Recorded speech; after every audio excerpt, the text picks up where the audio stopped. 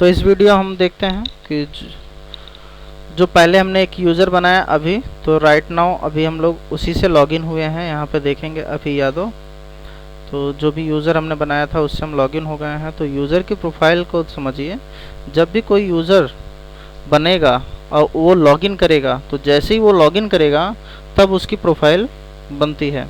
तो उसकी profile path कहाँ होता है, तो उसकी प्रोफाइल के पाथ को जानने के लिए हम सी में जाएंगे, लोकल डिस्क में, और यहाँ पर यूज़र्स आपको दिखेगा। यूज़र्स में देखिए हमारे पास बहुत सारे यूज़र्स क्रिएटेड हैं यहाँ पर।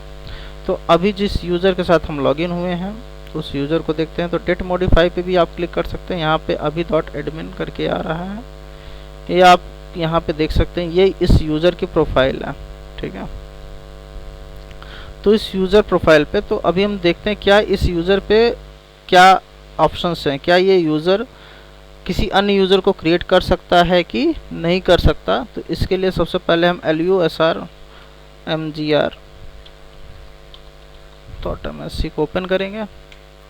अब यहाँ पे यूज़र्स में जाएंगे और देख रहे हैं अभी है, एडमिनिस्ट्रेटर है और एक नया यूज़र क्रिएट करना चाह रहे हैं। न्यू पे दिया, यहाँ पे डाला कामेश्वर और पासवर्ड डाल देते हैं हम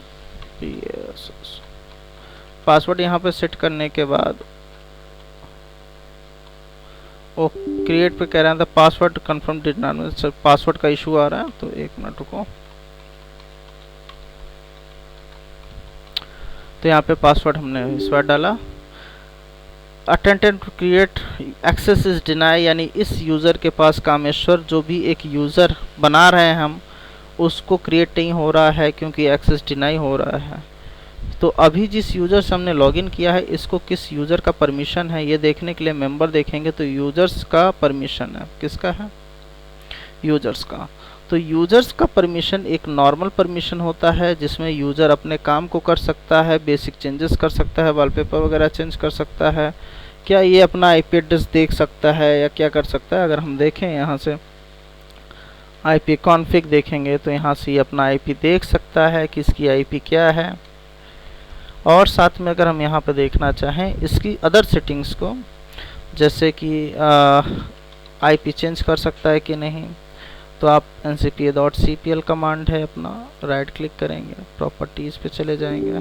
तो यहाँ पर आपसे इनिशियल मांगेगा यूज़र आईडी एंड पासवर्ड का। जब तक आप यूज़र आईडी एंड पासवर्ड नहीं डालेंगे तब तक आप इसमें चेंजेस नहीं कर सकते हैं, ठीक है।